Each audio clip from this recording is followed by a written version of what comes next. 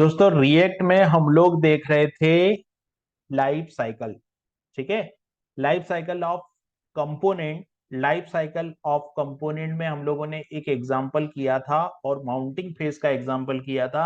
आज हम लोग बात करेंगे अपडेटिंग फेज की। तो जो अपडेटिंग फेज होता है ना, अपडेटिंग फेज में अगर मैं बात करूं तो अपडेटिंग फेज में क्या होता है कि जो अपडेटिंग फेज है उसमें पहला जो मेथड होता है अपडेटिंग फेज का वो होता है हमारा स्टैटिक मेथड। स्टैटिक और get drive state from props. ये सेकंड मेथड होता है माउंटिंग फेज का और फर्स्ट मेथड होता है अपडेटिंग फेज का।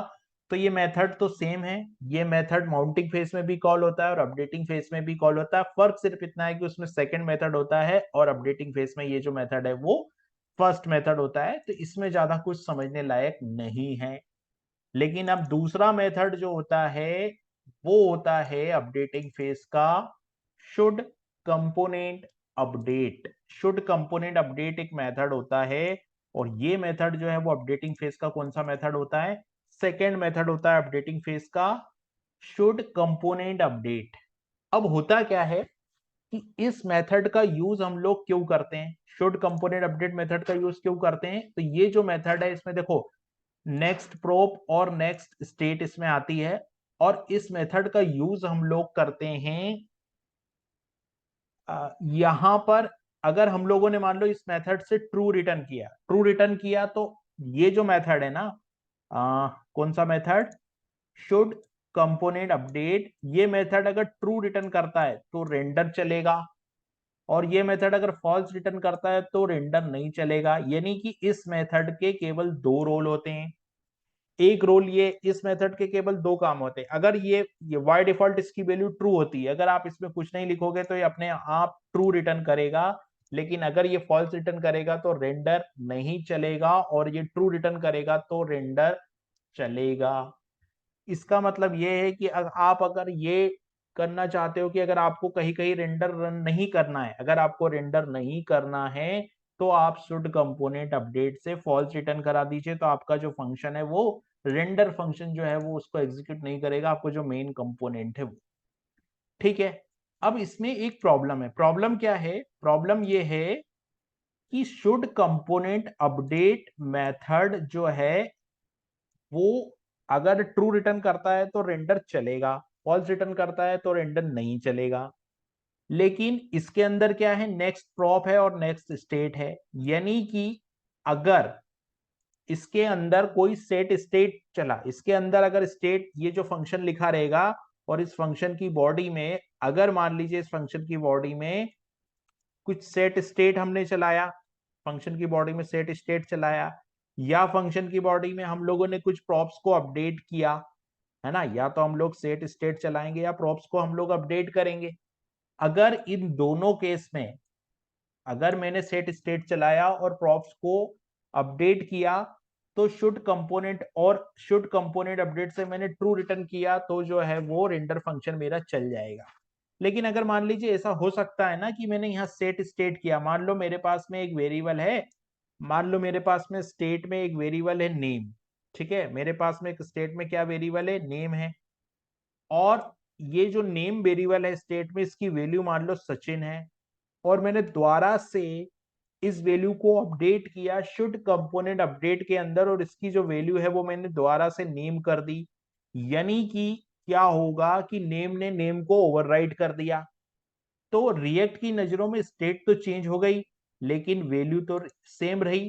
कहने का मतलब यह है कि यहाँ पर एक स्टेट थी और स्टेट की जो वैल्यू है वो क्या थी यहाँ पर, और इस स्टेट में जो वैल्यू थी वो मान लो मैंने यहाँ पर सचिन वैल्यू दे दी।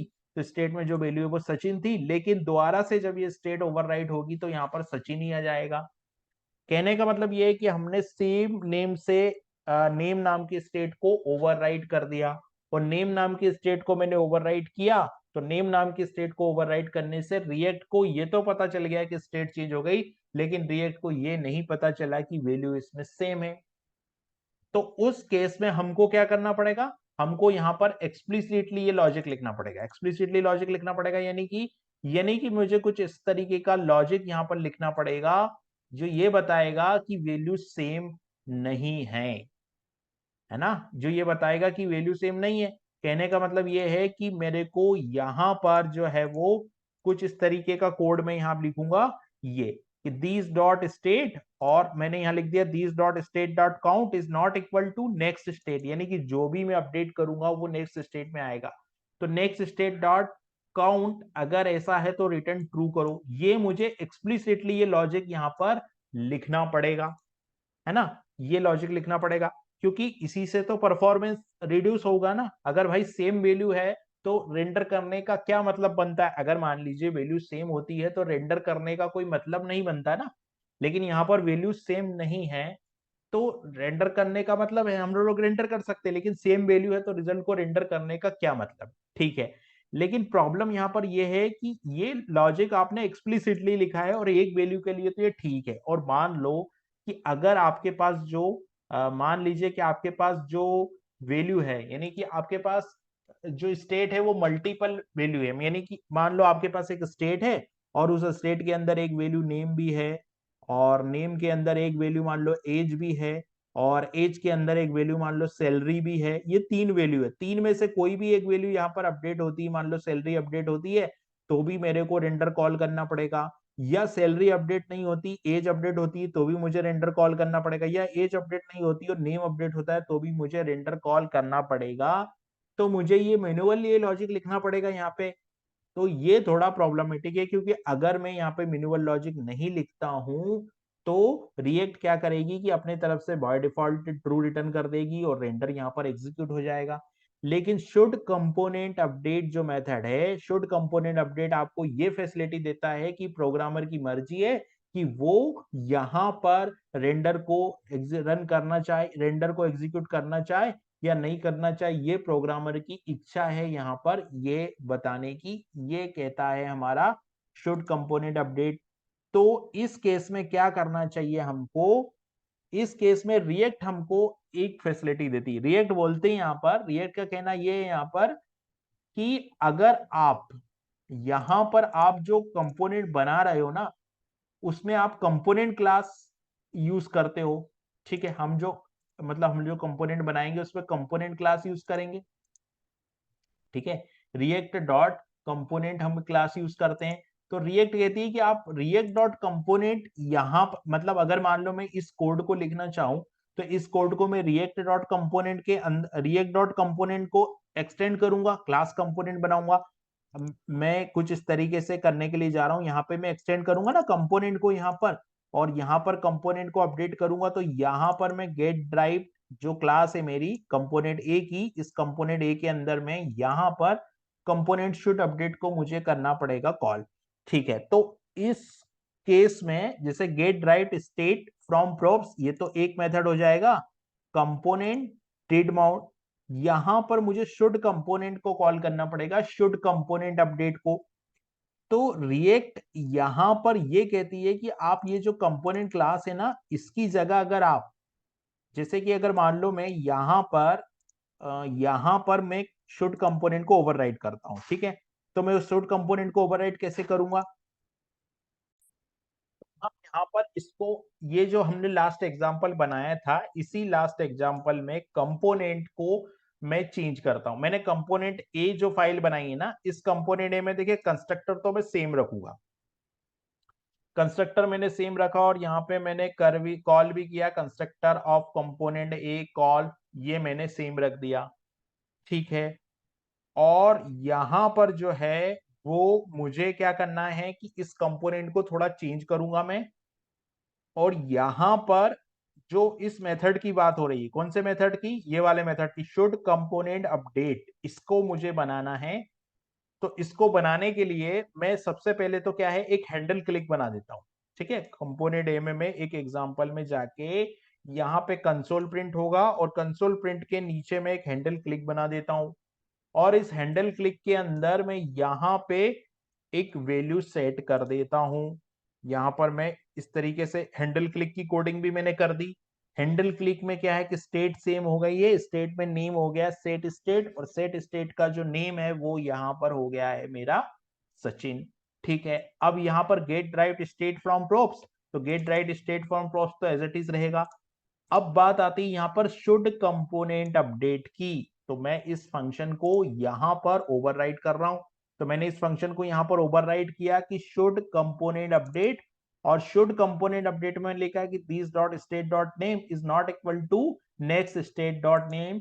तो रिटर्न कर दे ट्रू, नहीं तो रिटर्न कर दे फॉल्स। ठीक है, अब ये एक वैल्यू के लिए तो ठीक है, लेकिन अगर ये मान लो यहाँ पर कोई मल्टीपल वैल्यू होती तो मुझे क्या करना पड़ता। कहने का मेरा मतलब ये है कि अगर यहाँ पर नेम के साथ साथ यहाँ पर नेम होता, नेम के साथ साथ एज होता, एज के साथ साथ यहाँ पर सैलरी होती, तो मेरे को ये कंडीशन कैसी लगानी पड़ती, ये कंडीशन मुझे 3 टाइम्स लगानी पड़ती कि this dot name, this dot state dot name is not equal to next state dot name, और this dot state dot age is not equal to next state dot age, this dot state dot salary is not equal to next state dot salary, ऐसा लिखना पड़ता मेरे को।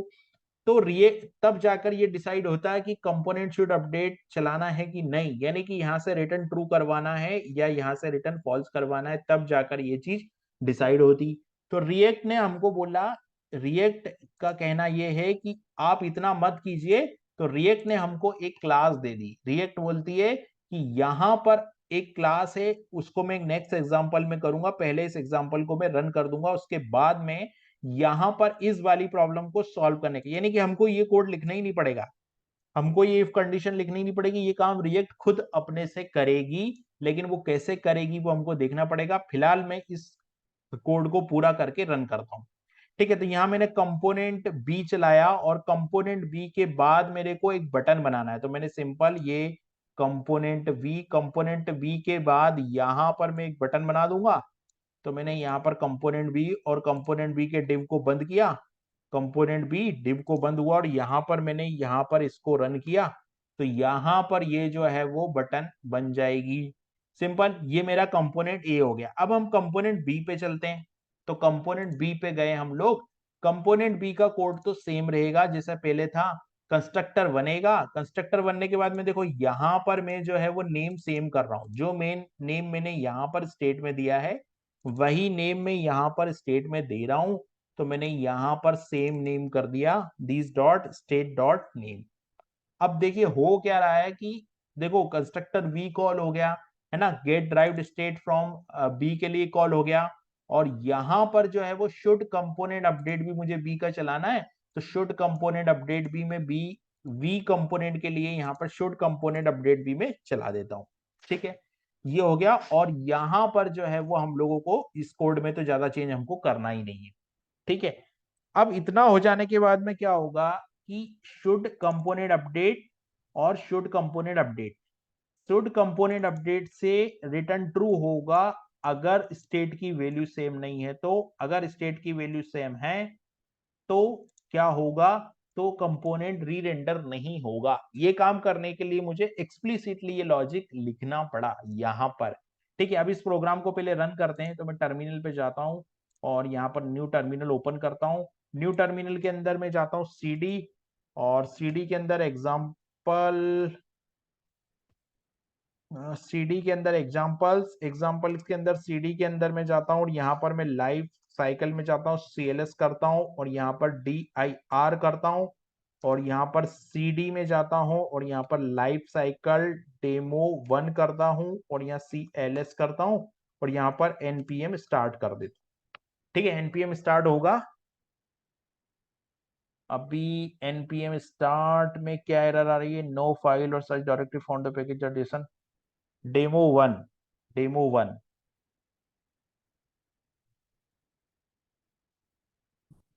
1 second, यहां पर हम लोग देख रहे हैं डेमो 1। ओके, अच्छा यहाँ पर प्रॉब्लम ये है, मैं यहाँ पर SRC फोल्डर है, और SRC फोल्डर के अंदर कंपोनेंट ए है और कंपोनेंट बी है। ठीक है, प्रॉब्लम ये है कि यहाँ हम लोगों ने CRA को रन नहीं किया है। तो मैं क्या करता हूँ, इन दोनों फाइल को कॉपी करता हूँ, और यहाँ पर लाइव डेमो में जाके SRC के अंदर जाता हूँ। इसमें जाके SRC के अंदर जाके इसको कर देता हूँ मैं पेस्ट, और यहाँ ये जो फाइल है वो होनी चाहिए ओवरराइट। 1 सेकेंड, लाइफ साइकिल में जाता हूँ। लाइफ साइकिल डेमो फर्स्ट में जाता हूँ, यहाँ से मैं क्या करता हूँ एक्सप्लिसिटली इसको कॉल कर लेता हूँ, कंपोनेंट ए में जाता हूँ और कंपोनेंट ए में जाके कंट्रोल ए कॉपी किया और कॉपी करने के बाद मैं यहाँ पे जाऊंगा एसआरसी में जाऊंगा। ये तो गलत हो गया है, इसको डिलीट करना चाहिए मेरे को, ये डिलीट कर दिया मैंने और इसके अंदर का कोड जो है उसको रिप्लेस कर देता हूँ। ठीक है, ये कंपोनेंट ए के लिए हो गया और अब यहाँ पर जाऊंगा एसआरसी में जाऊंगा कंपोनेंट बी, तो कंट्रोल ए से कॉपी करता हूँ और यहाँ पर जाता हूँ मैं component compo life cycle SRC component B में जाके कंट्रोल ए करता हूँ और कंट्रोल भी करता हूँ। ठीक है, अब सब कुछ सही हो गया तो मैं क्या करता हूँ इस प्रोग्राम को दोबारा से रन करता हूँ। तो मुझे लाइफ साइकिल डेमो से जाके cd डॉट डॉट कर देता हूँ, यहाँ को हटा देता हूँ और यहाँ जाके मैं कर देता हूँ cd डॉट डॉट और यहाँ पर जाकर मैं cd और यहाँ पर ये जो होगा वो लाइफ साइकिल डेमो होगा, cls कर देता हूँ और यहाँ पर npm स्टार्ट कर देता हूँ। ठीक है, npm स्टार्ट कर दूंगा, तो npm स्टार्ट मैंने कर दिया। npm स्टार्ट करने के बाद क्या होगा कि प्रोग्राम रन होगा तो ये हमको पता चलेगा। मेरा कहने का मतलब ये था अपडेटिंग फेस में कि स्टेट के चेंज नहीं होने पर रेंडर कॉल ना हो और स्टेट के चेंज होने पे रेंडर कॉल हो, ये रिएक्ट अपने से मैनेज कर ले अपडेटिंग फेस के अंदर, वो हम लोग देखना चाह रहे हैं। तो यहां पर हम लोगों ने इतना सब कुछ तो कर लिया। ठीक है, नेम सेम है, अभी स्टेट चेंज नहीं हो रही ना, यहाँ देखो स्टेट तो सचिन ही है नेम और यहाँ पे भी सचिन ही है नेम, यानी कि दोनों में जो नेम है वो सेम ही है, ज्यादा फर्क नहीं है। तो यहाँ पर जो है मैं इसको कंसोल पे जाता हूँ, कंसोल पे जाता हूँ और कंसोल पे इसको मैं फिर से एक बार रीलोड कर देता हूँ पेज को। मैंने फिर से तो देखे constructor of component A call हुआ, get derived state from props of component A call हुआ, फिर कंपोनेंट ए रेंडर कॉल हुआ, कंस्ट्रक्टर वी का कॉल हुआ, फिर get derived props of component B call हुआ और फिर बी का जो है वो रेंडर फंक्शन कॉल हुआ और दोनों के कंपोनेंट डिड माउंट कॉल हो गए। इसको क्लियर करता हूं मैं और अब चेंज पे क्लिक करता हूं। तो देखिए जैसे ही मैं चेंज पे क्लिक करूंगा तो यहाँ पर handle click of component A is called, get derived state props state from props of component A is called और should component update of component A is called, यानी कि शुड कंपोनेंट अपडेट जो है वो ए फंक्शन का should component update call हो रहा है, ये शुड कंपोनेंट अपडेट कॉल हुआ रहा है। लेकिन देखिए यहां पर नॉट इक्वल टू चेंज है तो रेंडर जो है वो री रेंडर नहीं होना चाहिए। रेंडर जो है वो आपको पता करना है क्या रेंडर हो रहा है या नहीं हो रहा है। तो रेंडर को पता करने के लिए हम लोग जैसे यहां पर स्टेट का नेम अगर चेंज है तो रेंडर जो है वो मतलब अभी रेंडर कॉल होगा क्या, अभी रेंडर कॉल नहीं होगा। क्यों नहीं होगा, क्योंकि दोनों का नेम जो है वो सेम है। यहाँ पर आप देखोगे तो दोनों का नेम सेम है, तो यहाँ पर कंपोनेंट ए के केस में रेंडर कॉल जो है वो नहीं होगा क्योंकि यहाँ पर कंडीशन जो है वो ये लगी हुई है। ठीक है, अब अगर मान लो मैं यहाँ पर शुड कंपोनेंट अपडेट तो कॉल होगा बट यहाँ पर जो है वो ये रिटर्न यहाँ से रिटर्न फॉल्स हो जाएगा। ठीक है, अब अगर आप चाहते हो कि आपको ये लॉजिक नहीं लिखना पड़े क्योंकि आज तो एक स्टेट की वैल्यू है, स्टेट तो मल्टीपल हो सकती है और बहुत सारे कोड उसमें हो सकते हैं, वो मल्टीपल वैल्यू हो सकती है। तो इस केस में रिएक्ट हमको एक बना बनाया मेथड देती है और रिएक्ट ये कहती है कि अगर आपको ये देखना है कि स्टेट के अपडेट होने पे कंपोनेंट रेंडर हो और स्टेट के नहीं अपडेट होने पे रेंडर फंक्शन चले और न चले, ये आपको डिसाइड करना है, तो रिएक्ट आपको ये काम करके दे सकती है। लेकिन वो कैसे देगी रिएक्ट आपको कंपो ये करके, तो रिएक्ट यहाँ पर ये कहती है कि हमें कंपोनेंट डॉट पेयर कंपोनेंट करके एक ऑब्जेक्ट होता है, उसको आप यहाँ पर एक्सटेंड कीजिए। एक्सटेंड यानी कि यहाँ पर आपने कंपोनेंट लिखा है, कंपोनेंट लिखा है, ठीक है, तो कंपोनेंट की जगह आप यहाँ पर रिएक्ट डॉट और रिएक्ट डॉट के बाद में यहां पर रिएक्ट डॉट पेयर कंपोनेंट को कॉल कर लीजिए। जब आप रिएक्ट डॉट पेयर कंपोनेंट को कॉल करेंगे तो आपको यहां पर जो है वो क्या बोलते हैं, हमको शुड कंपोनेंट अपडेट के ये लिखने की जरूरत यहां पर आपको नहीं पड़ेगी, रिएक्ट आपको ये काम करके दे देगी, यानी कि आपको इसकी जरूरत यहां पर नहीं होगी। तो रेंडर क्या है, अपने से कॉल हो जाएगा अगर स्टेट चेंज होगी, और स्टेट चेंज नहीं होगी तो रेंडर कॉल नहीं होगा। तो ये वो मेथड थे। मैं वापस से इस कोड को पहले जैसे कर देता हूँ, है ना, और यहाँ पर भी मैं कंपोनेंट को कॉल कर लेता हूँ, तो यहाँ पर मैं कंपोनेंट को ही रेंडर कर देता हूँ। ठीक है, तो इस तरीके से हम लोग ने देखा कि हम लोग जो अपडेटिंग फेस होते हैं उसमें सबसे पहला मेथड होता है get drive state from prompts, फिर दूसरा मेथड होता है शुड कंपोनेंट अपडेट, और फिर तीसरा मेथड होता है हमारा रेंडर, और फिर कंपोनेंट डेट माउंट। इस तरह से चलता है। तो अगर आप देखोगे तो इतने सारे मेथड यहाँ पर कॉल हो रहे हैं। तो ये था हमारा अपडेटिंग फेस पे बेस्ड एक्सेशन की अपडेटिंग फेस किस तरीके से काम करता है।